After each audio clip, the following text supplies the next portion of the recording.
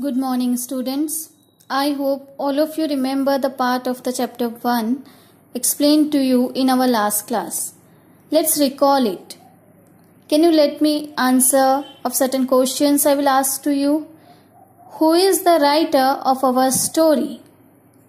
Yes, the name is Jerome K. Jerome. From which book this extract Uncle Podger hangs a picture is taken? Very good. It is taken from Three Men in a Boat. Who is the main character of the story? Yes, Uncle Podger. Now the next question, what job he undertook to do? Wow, yes, he decided to hang a picture on the wall. Okay, does he succeed in his first attempt? No. Good. What happens in his first attempt? Yes. Okay. Yes. He dropped the picture and the frame broke, and also he got cut in his hand. Very good, students. It's really impressive that you all remember the story we learned in our last class. Let's continue our story from page number 14. Okay. Let's first start the reading. And we would all try to do it in our heads and all arrive at different results and sneer at one another, and in the general row the original number would be forgotten and Uncle Podger would have to measure it again. He would use a bit of a string this time, and at the critical moment when the old fool was leaning over the chair at an angle of 45 and trying to reach a point 3 inches beyond what was possible for him to reach, the string would slip and down he would slide onto the piano. A really fine musical effect being produced by the suddenness with his head and body struck all the notes at the same time. Aunt Maria would say that she would not allow the children to stand round and hear such language.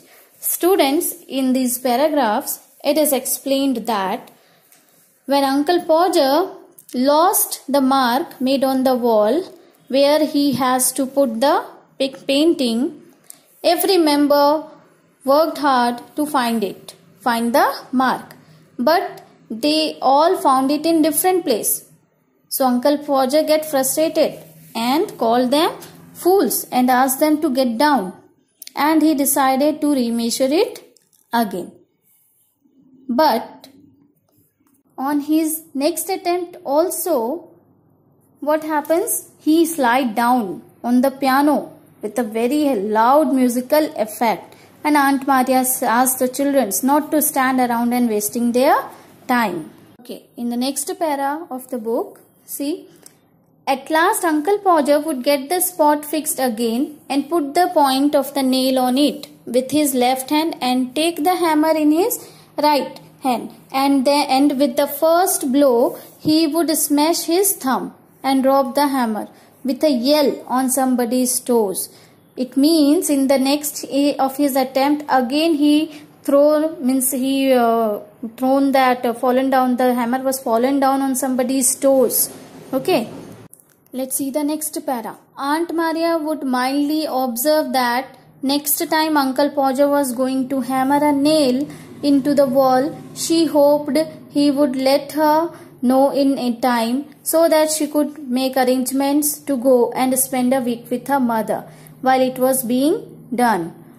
So here Aunt Maria said that whenever next time Uncle Podger will decide to do such a job, she will take her children and will go to her mother's house and will spend there a week. Okay. After then, on listening this, Uncle Podger says, "Oh, you make such a fuss over everything." Uncle Podger would reply, picking himself up, "Why, I like doing a little job of this sort."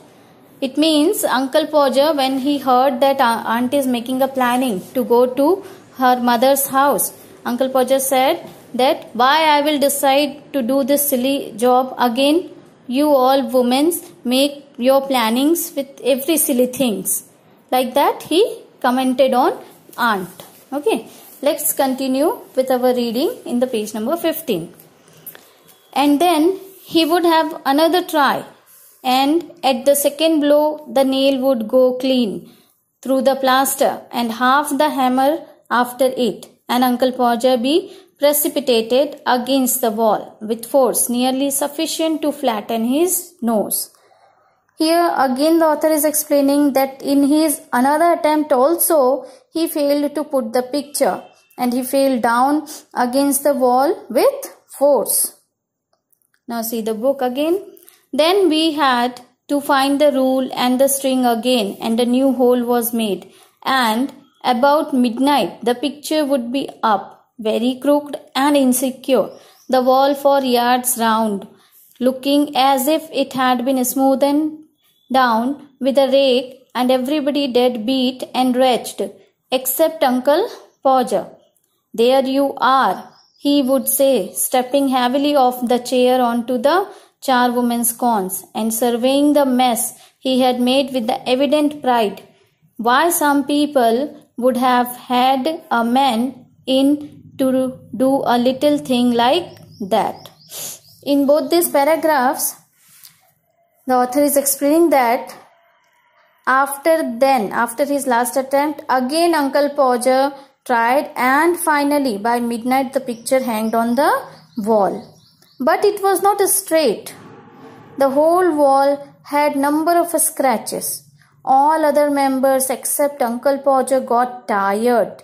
They were just fed up, students. Every member of the house was fed up except Uncle Podger. While getting down from the chair and surveying the mess he had made, Uncle Podger spoke with pride. Still he was having very proud that I had completed my task. Why, some peoples asked, and he said, why some peoples asked other peoples to come and do such a silly job. Doesn't think it's such a comedy that from morning onwards he was putting the picture until midnight he succeed to put that picture on the wall, and that was also in a crooked manner. Crooked means it was not straight, and even the whole wall got damaged. Okay. Students, from all this complete story, we can say that, or it is proved that, the character of Uncle Podger, although it was funny, but good for nothing.